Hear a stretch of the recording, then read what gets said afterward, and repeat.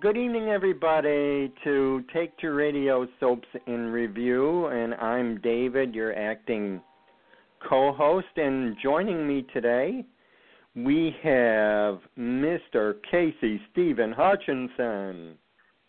Hello, hello, hello. And we have the lovely Belinda Gates Turner. Hi, thank you. Welcome, both of you, to this special experimental show. We got a little treat for you in the beginning because our young man Casey came up with a couple of ideas to start us off, and we all seemed to go for it. But before we begin, I want to just all of us on behalf of Take Two Radio would like to express our warm wishes and good feelings to our other co-host, CAROLYN, who is in Florida. And what I have just seen, her power has been restored not too long ago. Good. And she is safe. And we're hoping for more relief for her and that she comes back to us soon. And would any of you like to add on? I just want to say, go ahead, Belinda. I was just going to say you're missed, and I'm glad you're safe and can't wait to have you here again. That's exactly what I was going to say, and thank God she is safe and her power's been restored. And also, I just wanted to extend to the rest of people who have been affected by natural disasters that there is help coming. There really is. My mother and I have donated items.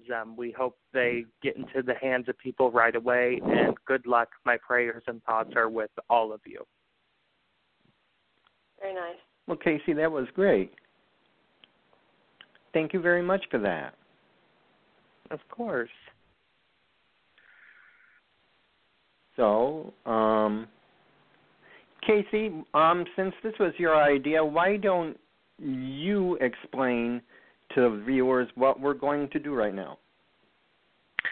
Okay, so I just thought of something fun and new to the show. So we're each going to go around our little panel tonight and discuss our top 3 favorite storylines in soap opera history and why we think they are our top 3 fave stories. And we hope you guys agree with us, but if you disagree, call in or comment and let us know.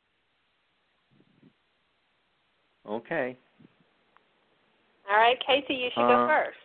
Give us one. Yeah. All righty. So at number 3, my not least, not most favorite, but at number 3 is Bob and Susan's affair on As the World Turns. So this is my favorite, one of my favorites, just because of the layers that were there during that story. It's something you don't see on daytime anymore. Of course, you see the affairs, but you don't see the layers. It made perfect sense that Bob and Susan would get to know each other a little bit more. This came around the time that Susan was spiraling out of control. She was addicted to pills, and Bob was her doctor, and they had been friends already for years. So anyway, they have this one-night stand, which came about so naturally.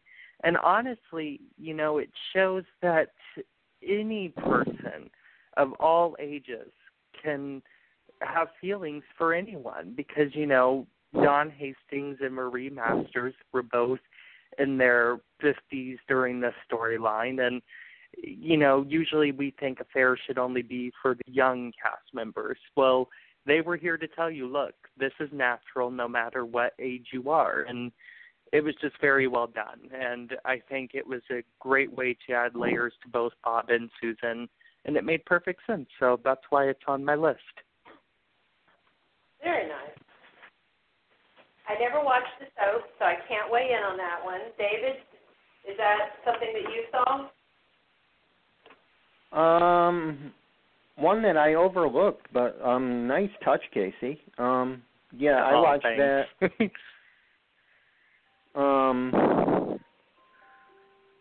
That I did watch that show up until the end. Well, from '78 till the end. Oh yeah, then you would have definitely seen. I watched that, and you're right. Many layers in that. One in particular was Susan's addictive personality. If it isn't drugs, it's something else. So yeah, I'm surprised I didn't have that one on my list as well, but I overlooked that one. Thank you. Yeah.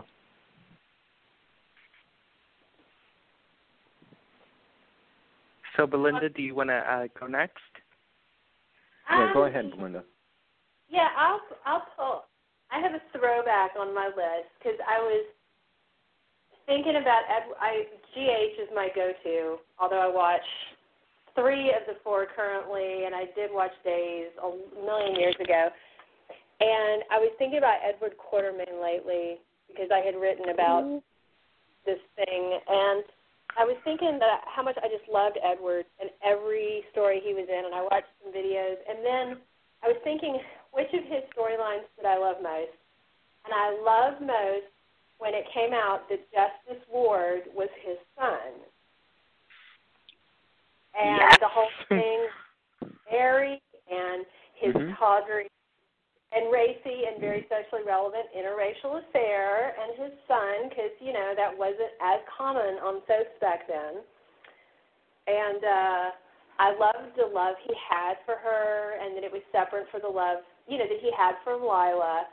And I love Justice. He was so handsome. And I love the whole Ward family, and I hate that there's none of them left on the show. But that was one of just, it stuck, and I can't even think how long ago that's been, in the 90s? I'd have to, Google. It's good and old. I was watching it then, so I started GH right around with Julia Barrett, and when she came on. Yeah, that was 1994 to 1998, and then 2003 to 2006. Oh, it was Bradley Ward. Justice Ward and Bradley Ward. It was Bradley thinking about. I'm not Justice Bradley. Let me go back and see when Bradley Ward was. I had the wrong name. Yeah, it was Bradley. That was 94. He showed up in 94 and then left in 96. Aaron Seville played the part. Bradley, not Justice. That's how long it's been. My brain's gone. It's been, gosh, what is that? 3 some odd years. Yes. So I just thought it was, that's a good one. Topically. Yeah, that was. And the fabric of Port Charles was so different then. I think that was back when Laura and Luke were on again, off again. She had that really cool house, and that was the time that all the stuff was going on. They were coming back. Yeah, and that was the time. I think she was having the revelation, because she had been crazy and then had come back from the institution, and the revelation about maybe she killed someone, and then Scott was around. It was a good time period for GH, and such a good story. Well, I mean, we can attribute, a good period of GH to Claire Levine and Wendy Reich. Yeah, I mean, that was, I could not wait to watch the show. I was making time for it. I was recording it on my VCR, Actually, it's funny. Remember those days? I'll have to post the picture on Twitter, but because I took a picture of it before I tossed it out, because I recently moved, and in one of my boxes of stuff was my battered videotape that had the label General Hospital, because I taped over it every day. So I had to come home and watch it, and then I taped over it. It was set on a recording, and you had to, back then, hope that your power didn't go out or your VCR didn't go crazy, because if you missed it, that was it. You couldn't see it, Gosh. just a night. Yeah, there was like that. There was, it was back in the Stone Age. They were practically carving the episodes in stone tablets, and but so that videotape, for whatever reason, has survived since, for like 20 years, just rattling around, and then we found it in the garage. I took a picture of it, and then I tossed it, but it was epic. I should have framed it, and I'm sure one of those episodes was probably still on it. So David, what's one of your top three? I think one of mine is the whole introduction from beginning to end in the story with Cassie on Young and the Restless. How she came about, all of it, all the way up to her death. Good one. So many layers, like you said back then, and I believe Mr. Bell was in on that one.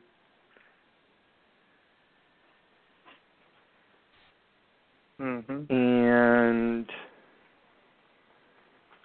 I don't know, it just was so wrenching from the beginning all the way to the end. And I really miss it, and Cameron Grimes really tore your heart in pieces.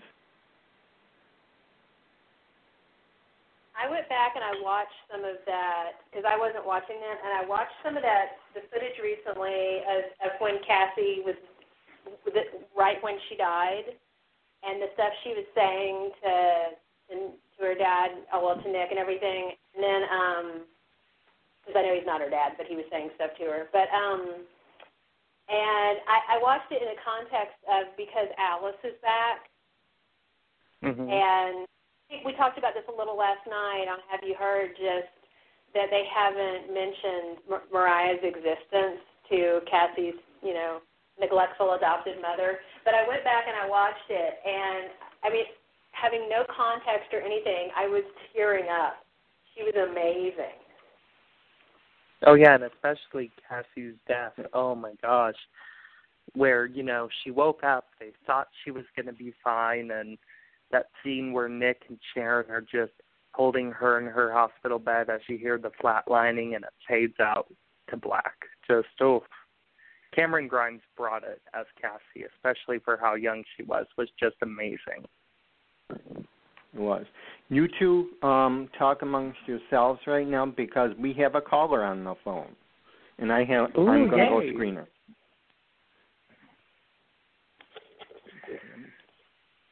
Well, we're going to talk amongst ourselves. Can I just tell you right now that Young and the Restless makes me want to doze off, and I think they really need to do something. Yes. There are human traffickers in Genoa City, and I am bored. They are nice human traffickers. They are really nice. I mean, Alice is painting girls' nails, and Zach's like, oh, you could stay in this nice suburban neighborhood. They are the nicest sex traffickers I have ever seen. If I have to have a pimp and a madam on my case, I want them. They're nice, and it's the app, and now they can see the Brash and Sassy ads they're going to be playing when people are, picking out hookers, and I'm just. The one thing that's come out of this. Oh, yeah, David. Yeah. Guys, let's welcome Marguerite. She has. Yes, hi. Hello. My name is Margarita, and I'm a fan of Young and the Restless since day one. And that's awesome. Yes, I've known Dave since day one, practically. Oh, thank you. We're thrilled to have you. Yes. I love Young and the Restless, but they've made so many changes. They bring all these young kids in. I love Cameron Grimes. She's wonderful. Not her. She's the one that I love to keep. But all those others, come on. We want adult stories for change. Like we used to have. So do you want to tell us your favorite Young and the Restless plot of all time? Of all times? Oh, my God. I love when Sharon Case and Adam were together. They were beautiful together. They were my favorite characters. But unfortunately, things didn't work out for the show. But I wish that someday, if it's possible, bring him back. But I understand he has a show now. He's playing a doctor in a show. He's going to be on the Good Doctor. When is he going to be on? Do you know when he? Yes. When is he going to be on? I'd love to watch the show. The show. I think the show starts mid-October. Mid-October. I think he's on the first couple of episodes, but I think he's on later. Okay, that's fine. I just would love to see him because he's such a great actor, and I think he has such a big fan base. Still, at this point, still a big fan base, and even the people I talk with on our show, the people in my particular group, and I got a big group, believe me. And you can ask Dave. Marguerite, while you're on, tell us about the group you came from and how we found each other.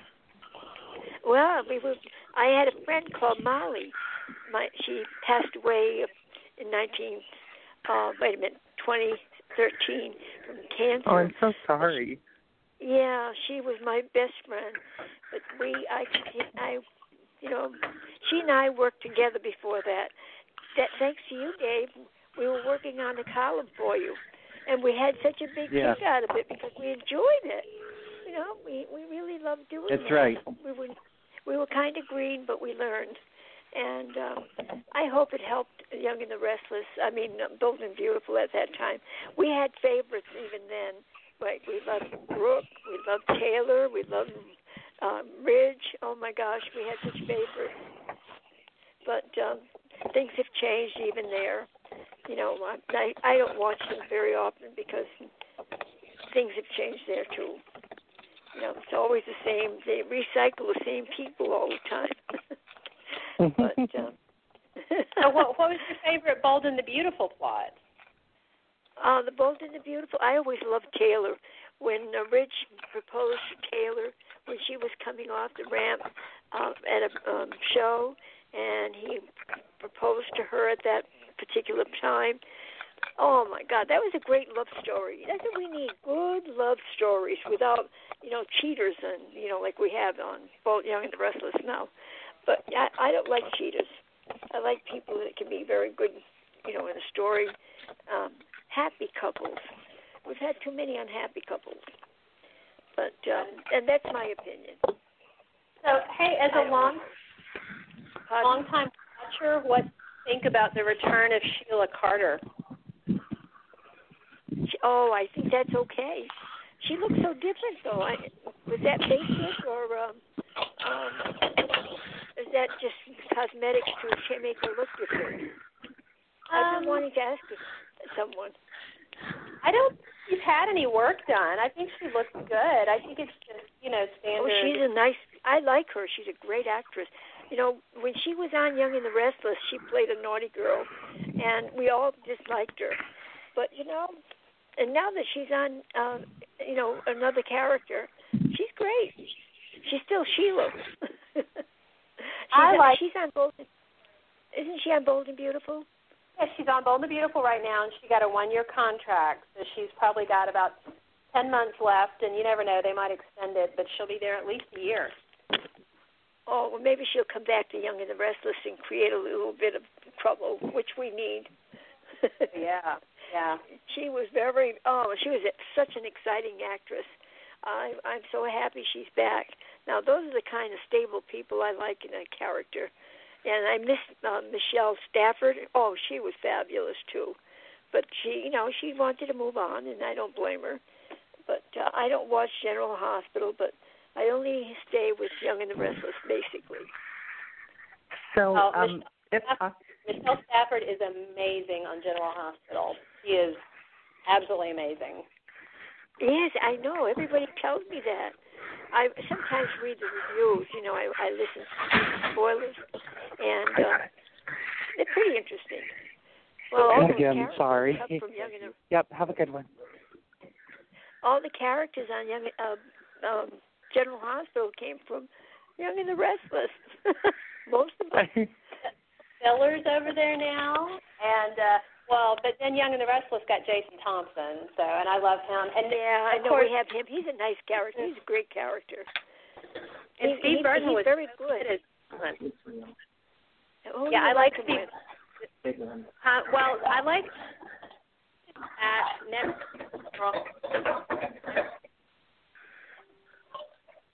Who do you like? I'll say Billy. Do you like him better with Victoria or the other character? Phyllis? Yeah. I like him better with Phyllis. I like him with Victoria. They seem to complement one another. The other, when he's with Phyllis, it's a different dynamic, story. It's I don't know. Billy has kids with Victoria, and I just saw some nice pictures on the internet with him and Victoria preparing little Johnny for school now. And that was so endearing to see that. That was very nice family moment. I love family shows, and we got to get it back to a little bit more family. And I love Jack. Oh my God, Jack! I'll never stop loving that guy. He's such a great guy. He's got a voice that really no one can beat. And I was just looking at my magazine, Soaps in Depth. Every one of them have Victor on it. Why can't they have a beautiful girl like Sharon Cates? She's so gorgeous. I think they ought to stop putting Sharon Cates on there and Amelia. We have Victoria. I have to interrupt. We have another caller on. Marguerite, I want to thank you for calling in. Thank you for listening. And thank you very much. And I hope you call back. Oh, thank you. Bye now. Bye. Bye. Okay, hopefully. All right. Are we ready? Let's bring on Danielle. Hello. Hi, Danielle. Hello. How's everyone? How are you doing? What do you got for us? We're doing our greatest story of all time. My greatest story of all time was Elizabeth and Jason on GH in the 90s or 2000s. I loved them. That's a great story. That's a good one. And I'm hoping that even if it turns out that Steve Burton is not Jason, they still put those two back together. Well, I think that with two Jasons in Port Charles, that Liz should get one. Even though I do like her with Franco, I would love for her to get Burton and Sam to keep Miller. Agree. See, and I'm just hoping that Lucky comes back. I wanted to get one of the groups I belong to on Facebook, and David, I believe, is a part of it. ABC Spoilers. That's Belinda's group, I believe. Yes. They've had a theory of. I'm in the group, but it's not mine. Oh. There was a post today about who this patient number 6 is. Mhm. Yeah. Some people you mean think the it's one Jason. who looks like Dr. Doom? Yes. Some people think it's Jason. Some people think it's Morgan. Some people think it's Nicholas. My theory is the storyline fits both Jason and Nicholas, but yet there's an added layer that makes me think that it's Nicholas because he likes the window. Does that make sense? Yeah. Because I never thought of it that way. That's interesting. I like that. Because they were both shot. They both fell into open water, but yet that extra layer of patient number 6 liking the window and that his family dropped him off, it just makes me think they're trying to recast Nicholas again. Yeah, oh yeah, I definitely think so. I really enjoyed Nick Stabile as the recast. I didn't think he did a bad job at all. I know I'm one of the few people who are alone in that, but I really enjoyed him because I know that we're just not going to get Tyler back probably ever or anytime soon. And plus, Tyler's going to days now, so it's really not likely at the moment. But if they do bring back Nicholas, I hope that they revisit the whole Nick Stabile as him because I thought he was good. Right, and there's also that thing where when Ava mentioned her name, and my mom said it was also due to she said Port Charles, but when she said her name, his fist kind of made a fist, like he knew what she was talking about. I don't know. I agree. I think it's Nicholas. Also because there was the thing with the I just lost my train of thought. The glass. Blood dripping on there. Yeah. Mhm.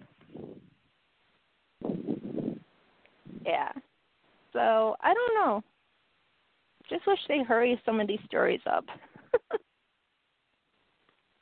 It's someone, the tough part is that Chris Van Etten is not on social media, so I think he's playing it smart, and so no one can bug him.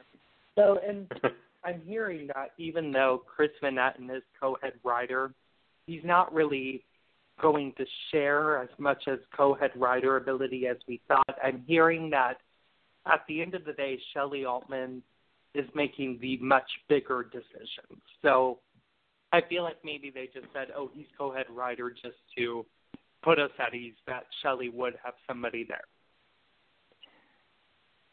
Right. And you think that, everybody's making all these big assumptions that, Steve Burton is going to be Jason, that Billy Miller is not really Jason, and all that. It's just that nobody has said a word. Nothing has been leaked.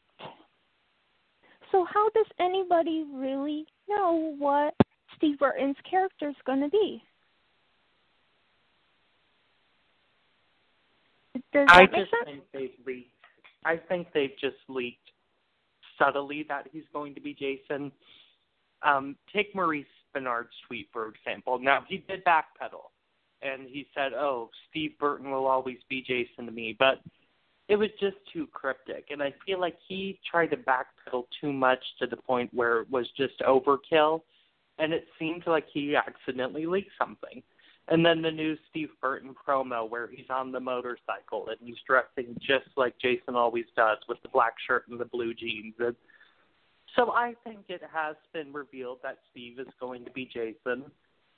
See, I had a theory about that. But I had a thought about that whole promo. Is that it's a tease. They want you to think that he's going to be Jason, but in the fact that it's actually going to be somebody, a different character. I don't know. I've been watching soaps too long to say that whether or not things say. Yes, I've been watching soaps since I was 14, and that was in 94.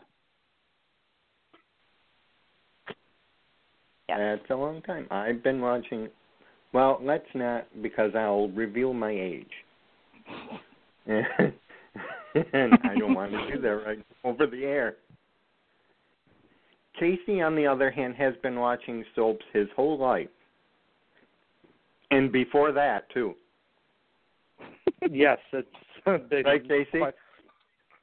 I've been watching them when I didn't even understand the content of them. Well, I agree there. I had to. My godmother, my mother watched them when I was a baby, but yeah. But, yeah. Well, Dom, thank you so much for calling and You're hang in there and listen. You're making welcome. an announcement later What? in the show. Later in the show? All right. Yeah, something will that turn it back happens on. to both of us. Yep. It was Okay. great to have you on. Thank you. I will talk to Keep you guys listening. later. I will. Yep. Bye.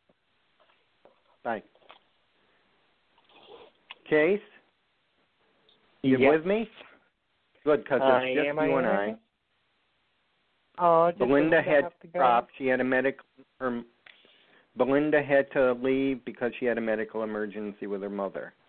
So it's you and I, man. Real quick, You're before gonna we continue, Belinda, my thoughts and prayers are with you already, and I hope everything turns out to be okay. We love you, hon. And so, okay, we did a little GH. Why don't you go for your other story? Alrighty, so at number 2 for me is BJ's heart transplant on General Hospital. Another one. So let's just start this with saying this story was absolutely gut-wrenching. Claire Labine at her best. Oh, my word. So it started out, BJ got into this big crash, and it was just a legacy character you didn't want to go. But at the same time, you know that she had to go. You knew the time was coming for the character to go. So anyway, at the same time, they discovered that Maxie needs a heart. She needs one very quickly. And so it's kind of like you're happy for Maxie, you know, and you're smiling from ear to ear that Maxie's going to be saved. But then at the same time, you're crying your heart out because BJ's just been involved in this crash and she's going to die. And then it was this whole week of Felicia on her knees crying and Bobby on her knees crying and two men trying to hold back their tears. And then it all kind of comes together. Maxie gets the heart. And we have this scene with Tony. The last time, you know, before Tony was completely destroyed as a character. And he listens to the heartbeat, and it will go down as one of General Hospital's best stories and best moments in history. And kudos to everyone in the cast and crew who worked their ass off to make that gut-wrenching story work for the show. Oh, excellent. Casey, you are on the spot. Well, thank you. That is beautiful. That is beautiful showcase. So, David, what about you? What comes in as number 2 for you? Okay, well, I got to tell you, you know, I was truly no fan all the way with Chuck Pratt.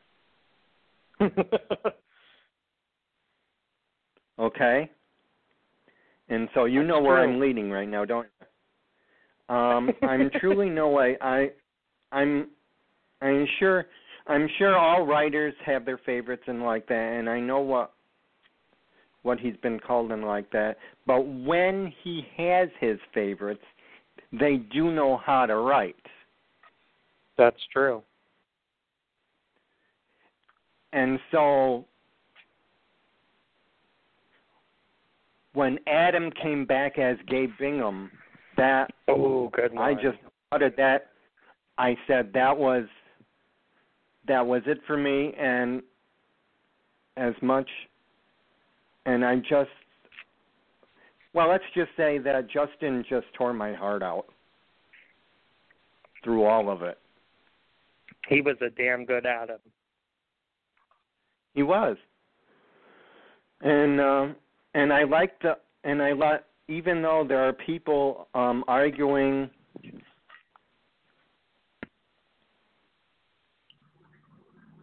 we had people arguing that maybe he's not the real Adam and all that, and it's only because Yeah, I'm pretty aware that Justin didn't do anything that was written for him. But they wrote it and they made him a tragic hero. And the best part of it is the mending at the end with Adam and Nicholas burying their hatchet. And I thought that was believable. I thought it was so believable. And it was some of the best work Josh Morrow had done in years. Yes. And I was just, that whole scene while he was in jail and him saying, take good care of Connor for me. Oh my God. And then and the whole thing that led up, remember when they showed him that nightmare? Oh, and it's 20 years later, and Connor comes to pick Adam up because it's early release, and it's just in time for Chelsea, who was on her way to the deathbed anyway. Yeah, it was all just absolutely amazing, and they worked Justin like a dog over at that show. I mean, he was the lead for quite a while. But he handled it. I mean, and he was just flawless.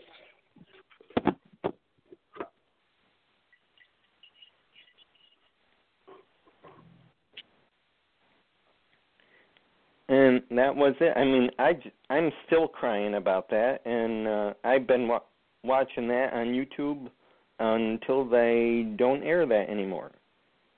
And I can't find it anywhere now. So, because because of copyright, they don't want. Yeah, but you can always go back and watch his Emmy reel. Yeah, I always do that. But that the whole thing, how they did, I thought they handled that pretty well. And for him to get an Emmy, nod was it was rewarding for me, and it was rewarding for me to watch. And I can't tell you how much. Can't remember the last time I cried so much in 1 week.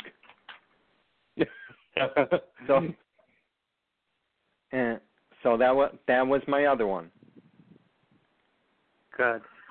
Well, I guess it's time we discuss our number one for each of us. And my number one is a story on The Young and the Restless, of course, because that's my favorite soap. But my number one is a story that spanned many years, decades even, through the 80s, the 90s, and even the early 2000s. And that is the romance of Ashley Abbott and Victor Newman. Look at that. Absolutely perfect story. And Eileen liked it too. Well, yeah, because she did some of her best work, in my opinion. Yeah. But it was just so perfect because the foundation of that story was how could Ashley fall in love with her brother's ultimate rival? It was just amazing. And so anyway, there were many good moments for their relationship in terms of drama. When Ashley had her abortion, and Victor confronted her about that, even though she had she had to have the abortion. She knew she had to have it. It was just, that was amazing. And then when he went back to Nikki, because Nikki was diagnosed with cancer, even though she kind of played that up longer than she should have, because, she was scheming to get Victor back. And then even when Ashley found him in France and they reunited, and they came back to Genoa City as a couple, and they married, and she became pregnant. And, you know, of course, that's when Adam made Ashley think she was crazy, and he dressed up as Sabrina. But anyways, more of the old stuff with them was real nice, especially that scene with them in the rain, and she's telling Victor, I had the abortion, here's why. Just amazing. And it will definitely be a story that will go down in Young and Restless history. And I hope one day even Ashley and Victor get back together. So, yeah, that's my number one. What about you, David? Well, I'm going back to As the World Turns. Ooh. Yes, I am. And it's the whole someone to watch over me storyline. That's a good one. I'm so proud of you. It was I loved it because it had Julianne Moore as Franny Hughes and John Wesley Shipp, who was Doug Cummings. Oh, I love the character Doug Cummings. Yep, and John was last played on One Life to Live as one of I forgot his name now. Oh God. He was a real baddie. He was David Gregory's father on One Life. Yeah. And Nick Roebuck's father. Yeah, but he was better on As the World Turns. That whole storyline, I know, you know what I'm talking about, how we had overprotected Marcia Talbot, and we always thought she was killing everyone. There was Franny's friend, the waitress, not Marcy. She was the first one to get killed. Yeah, I'm going to have to everyone, look up her name. I can only see her face. This is 80s, believe me. This is... Oh, yeah, because, this is we had Doug stalk Jim, and, oh, God, he was just such a great character. He was very soft-spoken about it, and he turned out to be the one. So, yeah, that whole thing was so eerie, and I got to tell you, it was done by the storyteller himself, Douglas Marland. One of the best that ever from did this genre. From the beginning. Doug Marland was one of the students with Agnes Nixon and Bill Bell under Irma Phillips. And he was also, don't forget, he was also trained by Harding LeMay. Yeah. So that was my number one. That's a good one.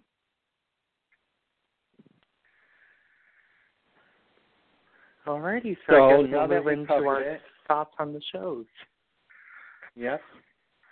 After we went down memory lane. Down memory lane. So let's go fast. B&B. I'm loving B&B right now. I've been loving it this whole year. It's been damn good soap. And honestly, it's been a soap that's returned to its glory days and glory days of the genre in general. Of course, ratings aren't reflecting that, but storytelling definitely is. And, Liam finally grew a pair of balls, and oh gosh, it's been Bill great, got his ass great soap. I mean, hypothetically, business speaking, yeah, Bill got his ass kicked. I mean, Liam's the one with that Shriner on his eye. But yeah, Liam's got the Shiner, but Bill got his ass kicked. Liam's got the battle wound. And what a great story.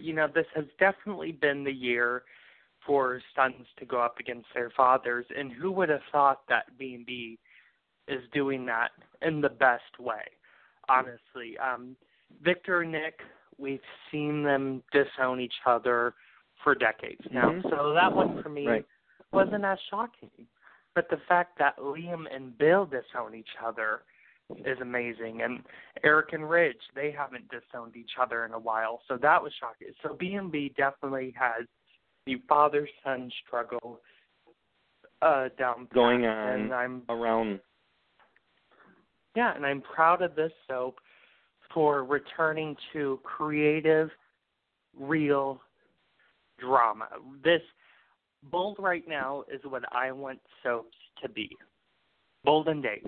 Those are what I want soaps to be. Those are what soaps are, you know. You have the crazy with Days, and then you have the real father-son struggle on Bold. Yeah, it is. It's just amazing. So can you give me some clarification? What do you need clarification on? Okay. Liam, I thought at first Liam sold the property to CJ at the original price. But then I see that he's got the property back, but with Sally's name on it. So I thought he had sold it at the original price first. I didn't know if he got. I didn't follow that. That seemed to be awful because I thought he sold it back at the original price. So what happened was CJ sold Liam Spectra. So Liam did that so CJ could get $5 million to help out himself and Sally Spectra 1.0, who's, you know, Darlene Connolly's dead in real life, but the character is still alive on the show.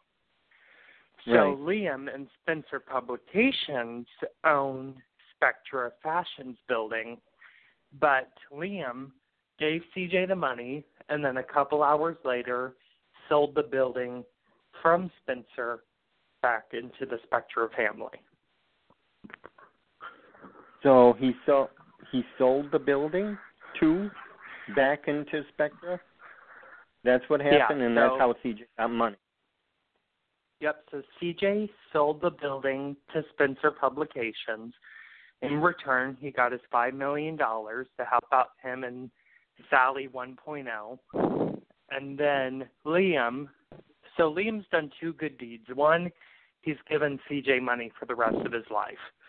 Two, he gave Sally back her building so he could rebuild.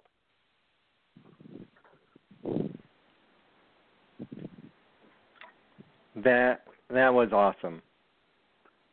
And here I thought maybe he was going to be so charitable and give to Harvey Relief.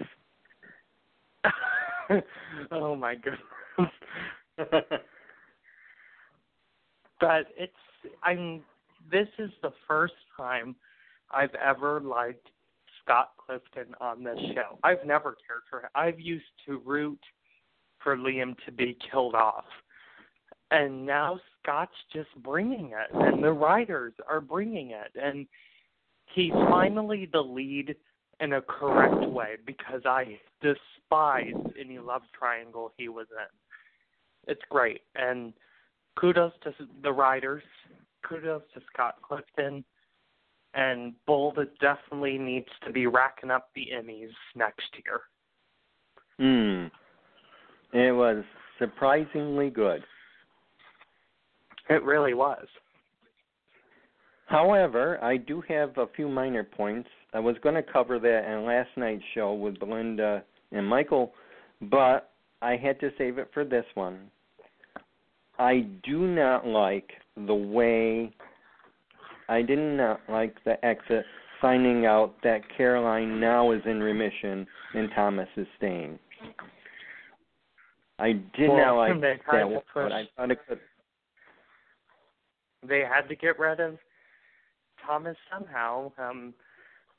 I mean, I can't believe Pearson Faudet left, but it was his decision. Of course, I'm finding it a little suspicious that two leading males quit within a month of each other, but that's a different conversation. But I will agree with you. It was very shoddy, but such short notice. They had to deal what they were given, and that's it. I mean, to me, it looks like the role of Thomas will once again be recast. I was so hoping for everyone to find out the truth, but I guess that's not going to come out for a while. Well, I was mad at first that they made the reveal a dream, just because I thought it was so perfect. And, Bold being 19 minutes, it took up like 15 minutes of that, 19 minutes, excluding commercials, of course, duh. But then at the end, I'm like, wow, so, this reveal being a dream led to Liam doing all of this. So at the end of the day, I'm actually happy that reveal was a dream. But we'll see what the true reveal looks like. And, now there's going to be consequences for Liam. Because instead of coming clean, he's choosing to blackmail his father. And yeah, he's doing all this good, but you're also keeping major secrets from everybody. So how good is that going to do Liam in the long run? Yeah, that's true. That's a good analysis. Okay, so there's our B&B. Okay, hit our days. You got the days there, Casey. Do I see a double wedding? Do I see a double wedding in the picture? Yeah, it looks like this double wedding is coming to us head on. I can't wait because Ron Calabardi knows how to do explosive weddings. You get half the cast in the room and Ron Calabardi will write the hell out of it. So I'm so pumped for this double wedding. Days is just on fire. Chandler Massey, we see him back tomorrow. I'm just so excited. And it looks, and me, who's always nervous looking at numbers, is feeling very settled. Yeah, they ticked up.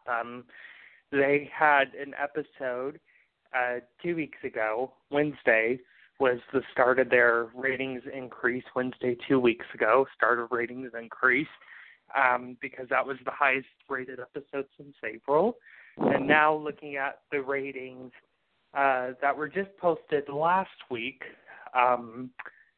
the show is really starting to rise in the numbers. We went from sitting at a 1.50 and increasing by a 1.64. I know that doesn't seem like a lot, but for this show, it's a lot. And, it's only the beginning. And I would say the soap we should all be nervous for when it comes to the rating games is not Days. I'm saying it's GH. You mean to look out because that's more in danger than Days right now? Well, I mean, I'm just looking at the ratings, GH is definitely in free fall, and it can't get, really, it seems like it can't get above a 1.7 to 1.8 range, and that's not good. So, it's hard. They're betting all their chips on Steve Burton returning. They better see what they're doing, right, because Steve Burton has to get that show back up because that's what they're betting.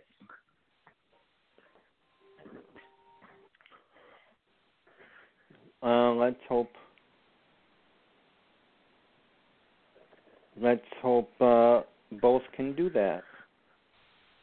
Yeah, I think Days is fine. It takes a couple of weeks, and then the Carlavardi effect takes over the show and behind the scenes, and the ratings just boost and boost and boost. I mean, look at what he did with One Life to Live. My goodness, he did those it. ratings were through the roof for that year, that era. GH, was on the chopping block with the 1.9, and then he took over, and a couple weeks later we were at a 2.0, and then the 50th came and we were at a 2.2. So Ron can definitely turn the show around, and I can't wait to see those ratings for Days just go up and up and up and up. But on the upswing with Days, I hear on Facebook you're very happy recently of a return. Why don't you tell us about that? This is one of my favorite characters, one in soap history, two in Days history. She left 5 years ago, and since those 5 years, I've been campaigning for her to return. I've tweeted her countless numbers of times, and now I've got her back. My Lisa Rinna is back as Billy Reed, and I cannot wait to see her again. She'll be back on our screens in February. Oh, I'm still so excited about Lisa Rinna returning. And it's great for the show. They can capitalize on the fame she's built for herself in those 5 years since she's been gone from Days. So, yeah, I'm just so excited, and I cannot wait for this return. Now, I'm looking forward to it too. But now we have something on the Days canvas that I think not yesterday but the day before we're back in Bayview Sanitarium, and there's that arm. And they close. I know. It's Ben. It's Ben? Yes, it. So here's the thing. As you all know, you think it's Ben? Especially David, I broke that exclusive right here on this show, episode 42. Go check it out. You'll see I broke that news. And then that arm that we saw the day following, it was crazy. Every soap opera news outlet was picking up the story of Robert Scott Wilson returning. None of them decided to give credit to our show. Don't know why that is, except our good friends at Soap Cities, which I know the two people who run that site, good friends of mine, who decided to do the right thing and credit us breaking that news. But, yeah, that arm, it would appear to be Ben's, especially by that bulging muscle that we saw. So, yeah, I would have no choice to believe that would be Ben. I mean, God knows it ain't Will. Chandler Massey is sexy and all, but he doesn't have as big arms as Robert Scott Wilson had. And my guess is because we've been hearing Ben come back as only in flashbacks, but I don't know that because that's what got me at pause. Yep, he'll be back for sure on our screens, not through reshot flashbacks. He'll be there, of course, in those reshot flashbacks. Duh, he strangled Will. But he'll also be there for 11 episodes next month. So fasten your seatbelts, because I know Ron Calabardi will write the hell out of him. I'm excited. I loved Robert Scott Wilson towards when he became Batty Ben.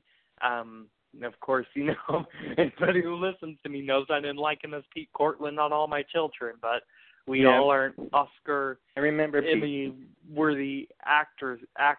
Our first big gig on television. So, but yeah, I'm excited and I can't wait to see what Ron does with him. It's going to be interesting. Yeah, so that's where I stand on this. That sounds good. I think everything's looking good, so why don't we press on? Hit your GH button, Casey. Do I have to? I'm very hesitant these days. Is Griffin falling for Ava? Here's the thing.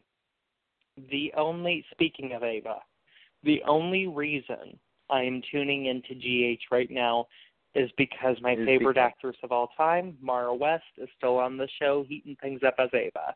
At the moment, she is the best part of that show. The show is boring as hell right now, and I'm hoping that Mara West can finally hand that Griffin actor, I can't remember his name, Matt, isn't it? Something Matt. Or maybe Matt Cohen. I don't know. Oh, yeah. So I was right. Okay, Matt. So anyway, I'm hoping she can breathe some life into his character, because I've said many a time, if he isn't going to be revealed to be Anna's son, then do away with him. But now they kind of have him in this romance with Ava, and I'm interested to see if he tames Ava a little bit, and I'm interested to see where it goes. But all in all, Mara West is the only reason I am watching GH right now. Seriously, the only reason. Nothing else is interesting me, especially not this Steve Burton return. Especially not that. You're not looking forward to Steve's return.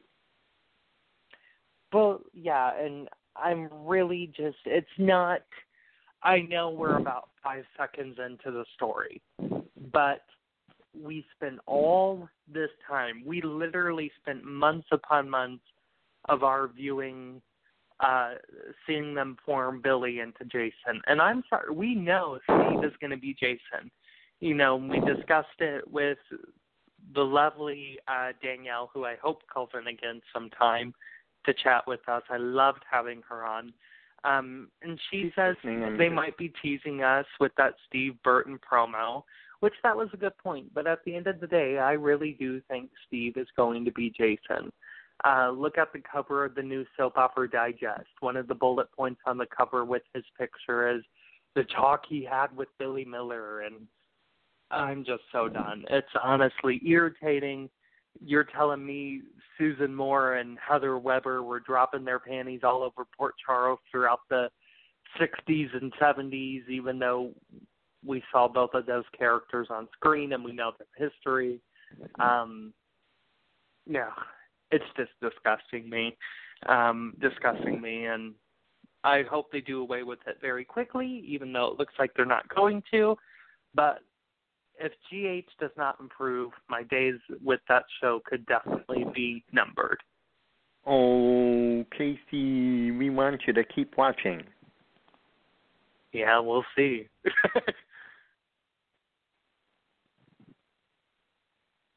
Keep watching, Case. Let's see. So Ava's Ava's the only thing that's keeping your interest. Yep, only thing. Mara West, under that face mask that looks like a piece of bologna on her face, is acting circles around the whole GH cast. Like she always does. You put Mara West in any show, and she's going to act circles around your cast. That's why she's my favorite actress of all time, and I love her so much, and I'm glad that she's still with the show, and she's still turning heads after all these years. She's been in this game for 22 years, 23 years, and I love her so much.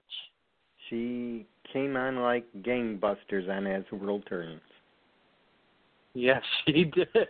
And Carly is still one of my favorite characters in As the World Turns history. And I loved her when she was Diane, and I love her even more as Ava Jerome. And I'm so glad she's still with us. And my goodness, she is on fire, literally and figuratively speaking. So keep it up, Mara West. Love you so much. So that's okay, so there's nothing else that you seem worthwhile to talk about on that. Nope, I don't even care about this whole Nell thing, which is so stupid. We know Nell's backstory, if I could just touch on that for a moment. We know Nell's backstory. Yep. I don't know why you're... And here's the thing. She's like 12 years old. Okay? So the fact that you're saying she's already gone through a husband already, this is a story that you give a new character who's in their 40s, you know? I mean, Chloe Lanier should have a hot story. She should be hooking up, making her way through Charles. She should be hoeing around with even Christina, I would say. And, I mean, you have this young, vibrant, beautiful girl, Chloe Lanier, who just radiates off the screen, who's getting much better in her acting. And they're giving her this story that they would literally give a 40-year-old newcomer.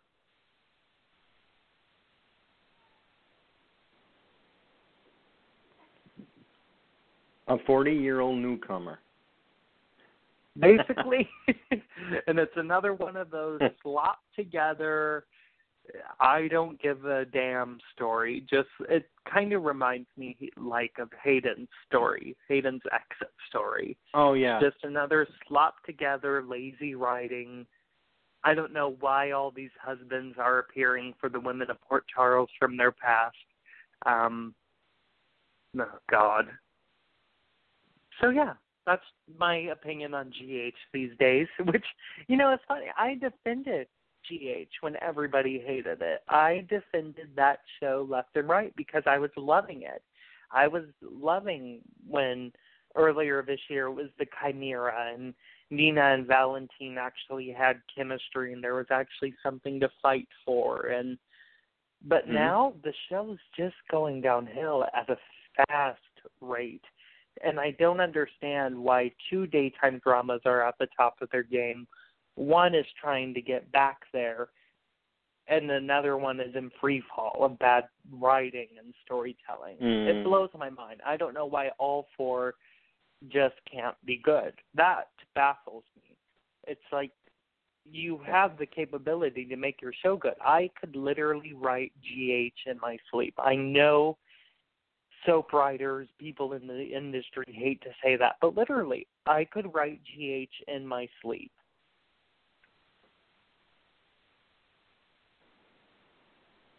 Well, I believe you could. Oh, well, I think you got it. And I just got a Facebook message from Danielle for you, Casey. Aw. Because she's listening. She says, "Tell Casey thank you for the nice compliments." Oh, well, call back anytime, Danielle. You heard him. She is call listening. In right now. Okay, so we exhausted our GH. Let's go to the last peg on the block, and then I have to talk about upcoming events. Alrighty, so the Young and the Restless. Okay, we got Greg Reichardt coming back for 2 weeks. Is that it, really? Yeah. 2 weeks.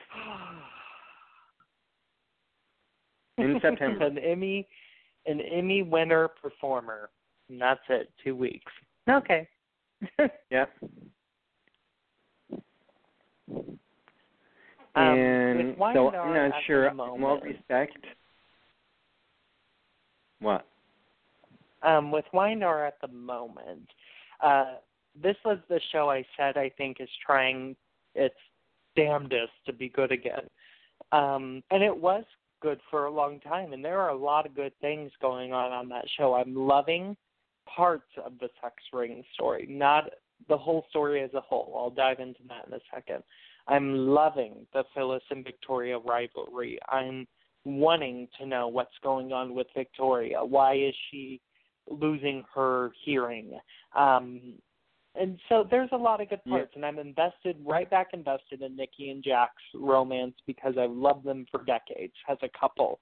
But my main thing is, the problem I have with this show is the sex ring has got to go. It is starting to bring this show down. If you are going to focus on the story every day, what'd you say, David? Sorry. A little lackluster. It needs a little more. It needs a little more polish to it. Just a little more polish. We were all shocked. Upscale. We were all shocked by Alice's return. I thought that was a great way. She's a great expendable character. She's easy to work back into the show. But here's the thing. Somebody we care about has got to be abducted. I don't give two flying hoo-haws about, I just forgot her. Crystal? Tessa's sister. Yeah. Crystal. I don't care. If Mariah does not go down on Tessa tomorrow, then there's no need for her character. And, if her sister is not going to be in real jeopardy, there's no need for her. But with the sex ring story, somebody has got to be taken that we care about. It's got to be Maddie. It's got to be Abby. It's got to be somebody we care about. Abby, perfect. I have a hunch it might be Mariah. Ooh, another good one. You have Mariah linked to Tessa, and they kind of like each other, so Tessa would really freak out. You have Abby, who is kind of suspicious of her new boyfriend, Zach, who's running the whole show. You have Maddie, who could easily be taken. That would even probably bring Kane and Lily back together a little bit more. Just come up with more high stakes. Like you said, David, the story's lackluster, and they're focusing on it every single day. It's the front burner storyline of this show at the moment. And if it's going to be, when we're in TV at the moment, you've got to make Friday cliffhangers the biggest Friday cliffhangers we've seen in years. I mean, if Chuck Pratt was writing this storyline, half the town and their mama would have already been taken by the sex ring. I mean, one thing Chuck Pratt's a soap killer, but he can write damn good high drama. And I liked everything about Chuck Pratt's reign except Ian Ward and the redecorating of the Chancellor Mansion. That was it. Otherwise, he did the best writing he's ever done, except for Melrose Place. But something has got to happen. That's another show. To care about this sex ring. But anyway, besides that, I'm loving Wyandotte. It is just, you are loving Wyandotte other than that. Yep, other than the nice sex traffickers in Wisconsin. Yes. Okay. Because honestly, they are very nice. We got supposedly the first gay couple coming on. Oh, I know. And this is a first because Wyandotte is basically a conservative soap, and they have tried it a couple of times, but they never followed through. And I think it's Wyandotte has always followed suit of the whole entire During Gamble lineup, even though, this isn't a P&G soap as a whole.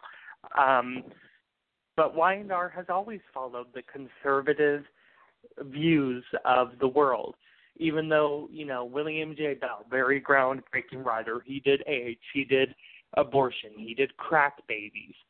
But they haven't invested their time in a gay story. He wanted to make Catherine Chancellor gay, and that was dropped. Yeah, in the beginning.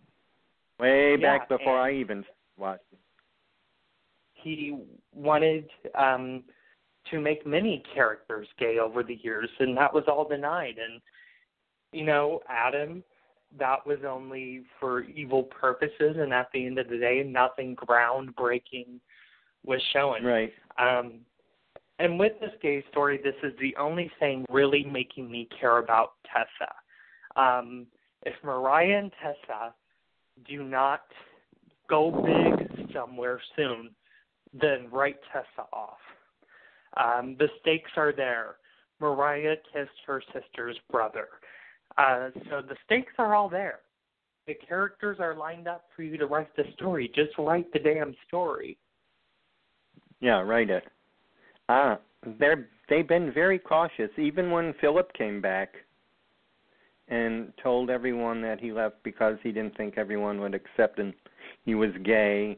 And we thought that Rafe and Philip would be perfect together if they worked on it, but they didn't follow through on that either. So I think CBS is a little, well, I don't know, Y&R. I have to say Y&R, not CBS, because CBS did offer a gay couple, Luke and Noah. Well, Sally said in her interview that CBS, because, they have to get approval from the network. It's not like the old Bell days where, yeah. And she said CBS approved the story, but now Sally's out, and Mal's material starts airing next month. So I don't know where Mal's going to take it. However, Mal did British soaps before this, and British soap operas are very groundbreaking. Breakthrough. When it comes to LGBTQ plus community storylines. So, I'm hoping Mal will write the hell out of this story. I have a feeling why we're not seeing a lot of it right now is because of the sex ring story, is eating the show alive. But I would like for the sex ring story to be concluded in favor of Taraya. Because you have one story that's working in my eyes, but the other one is just not working. So move on this quick. Go with the audience. That is the most important thing in daytime right now, is to go with what the audience wants. There are a lot of people that are holding back when it comes to Tessa and Mariah, but those are very few people. I know they are very few people. Millions of people still want Mariah and Tessa. But the sex ring story has got to conclude, really, in order for that to happen, because Tessa's going to be focused on her sister until she's out of that sex ring. Yep, that's true. It's hard to write three things at once. It is, and, even Bill Bell was a favor of, doing a big story and letting background ones marinate. So I'm not saying they're writing anything close to what Bill Bell wrote, because that will never happen again in daytime. But you have a big story, the sex ring, and you have the lesbian couple marinating. It just needs to marinate with a lot more. Have them kiss again. Just have them do something for us to keep our interest. Absolutely. Casey, you're very eloquent. Oh, well, I appreciate that. Thank you. And that concludes our Y&R. And guess what, Casey? What? Your wish has come true, because I brought Danielle back. Because we got important. Hello. We have an important. Welcome back, Danielle. Hi, Thank you. Hello. Danielle, I have and Casey, I have an important announcement to make regarding. Well, come November 17th, Michael Easton and Roger Howarth are going to be in Syracuse, New York, My hometown. Oh, yep. yay! That's why her hometown. Her hometown. And it's Friday night, November 17th, as I said, and then 7 to 10:30. Now, anyone who's interested, and I will read the events, you can find them out on our website, and I will. You want to take this down, Danielle? You want to write this down, and then you can. Oh, hold on. Okay. And anyone else out there who's got a pen and paper? Where's my notepad? David's going to give us a little scoop. Yeah, I am. Because I'm going to be there, so. Oh, yay. Okay. Yeah. It's like an hour and a half train ride for me. So. Oh, that's nice. I'll be in Chicago September 30th and October 1st covering the Days of Our Lives event at Petarina's in downtown Chicago. Eric Martzoff and Greg Vaughn will be there. Excellent. I want you to report back to us. We'd love to have it. Are you ready, Danny? Mhm. Okay.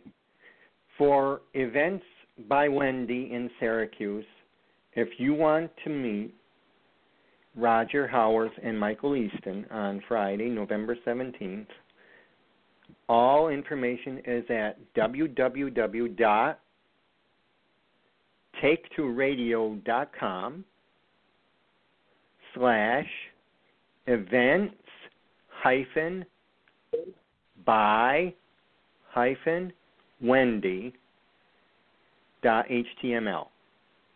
Okay, so take www.take2. I cannot tape on these things.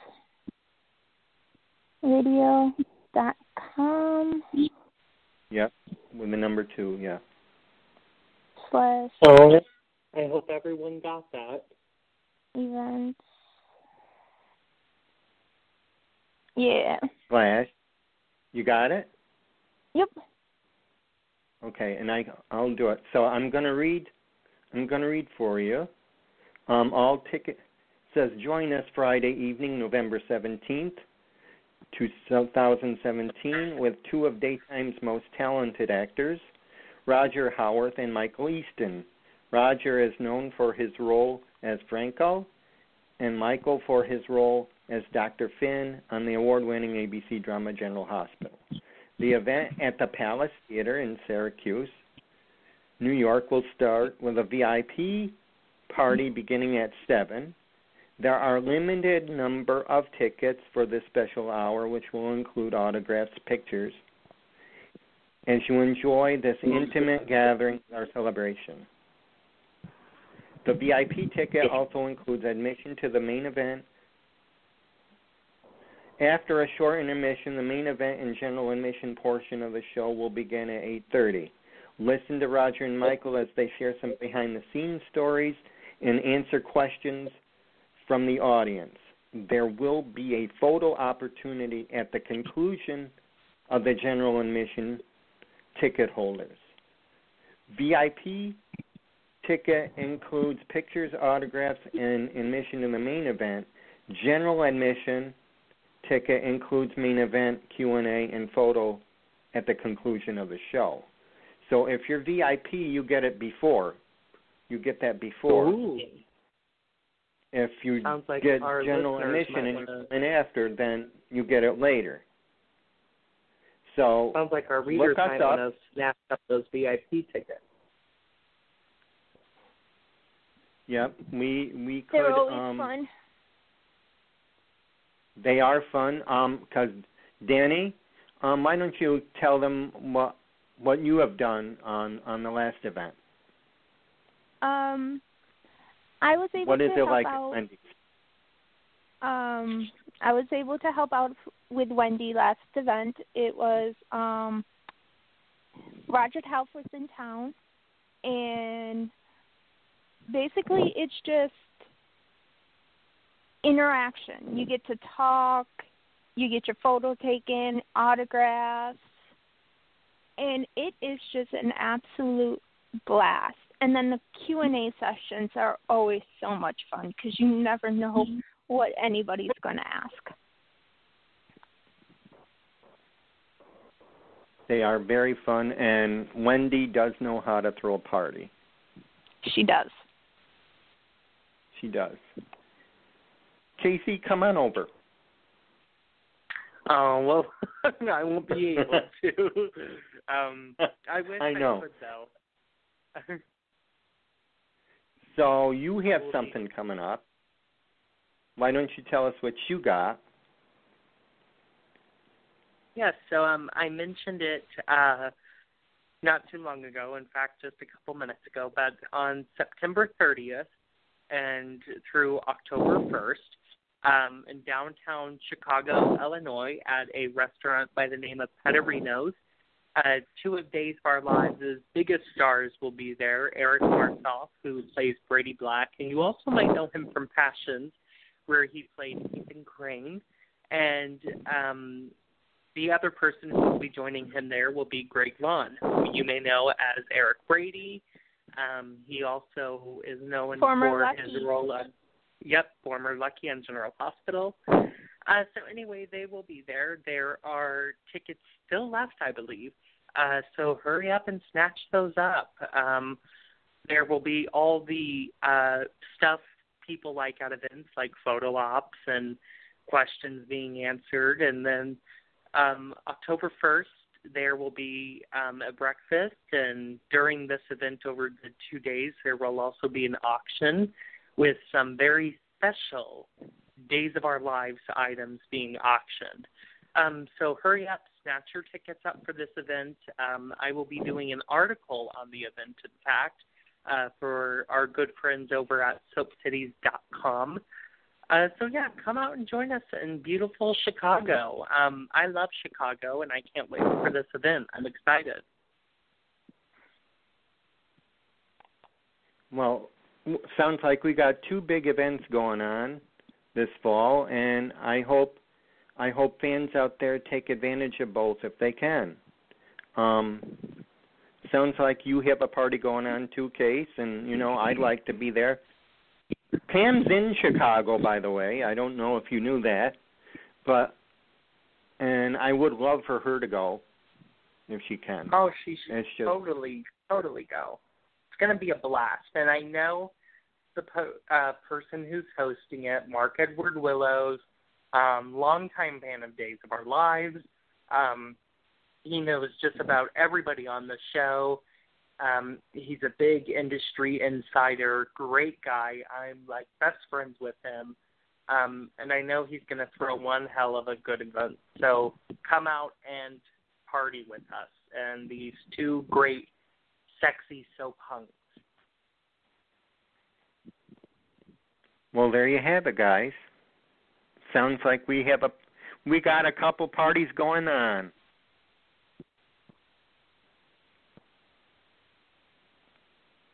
So, now, Case, I got a personal question for you there.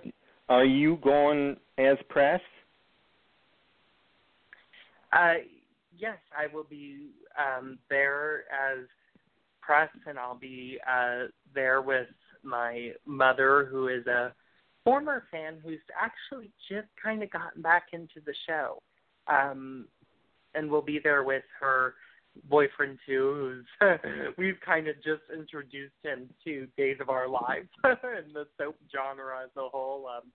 He used to watch As the World Turns, but we've kind of introduced him and filled him in on all the crazy shenanigans of these great shows. And so, yeah, I'll be there just partying away, and you'll see my article for our good friends at soapcities.com up shortly after the event.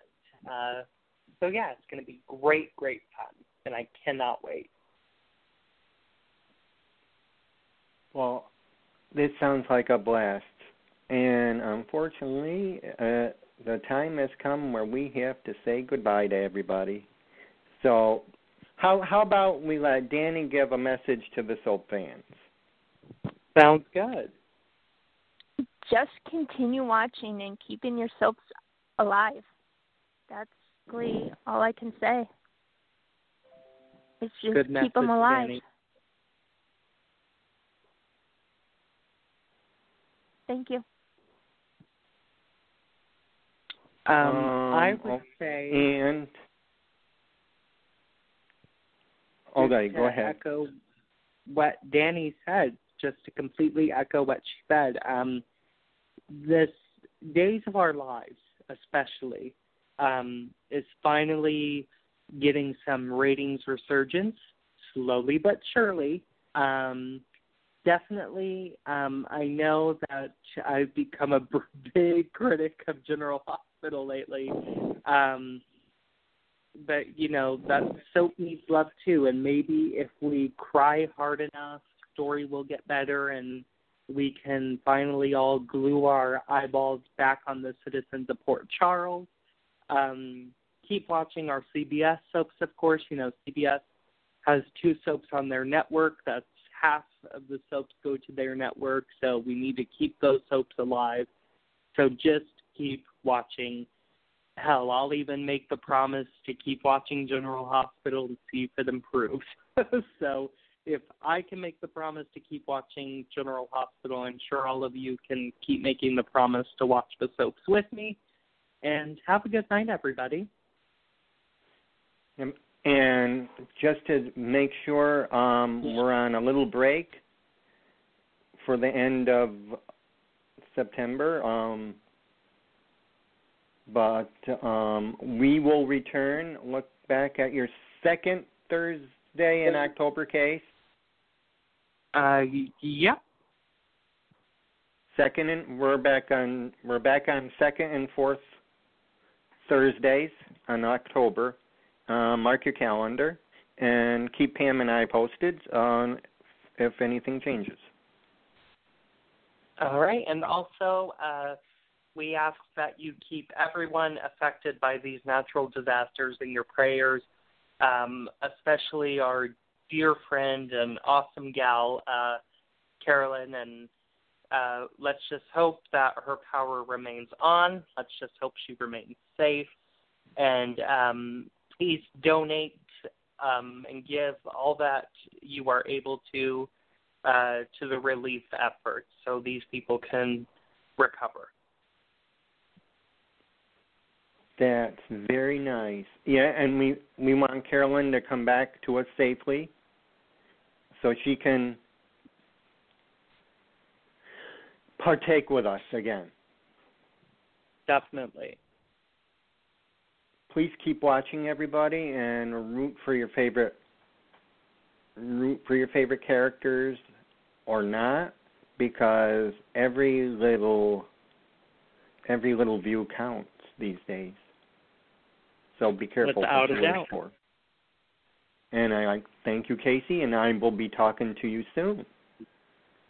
Oh, and one more thing, our prayers to Belinda's mother as well.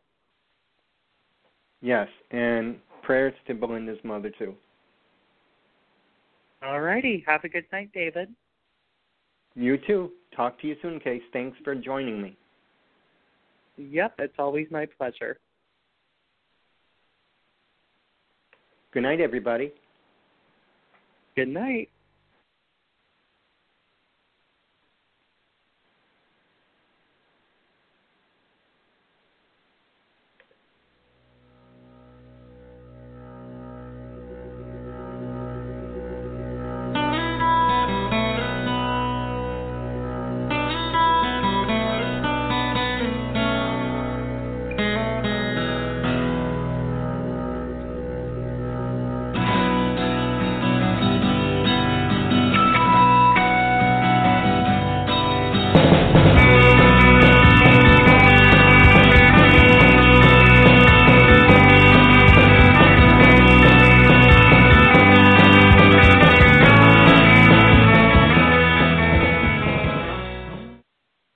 Get connected with Take Two Radio on Facebook or Twitter at Take Two Radio. For email updates on future shows, follow at Blog Talk Radio.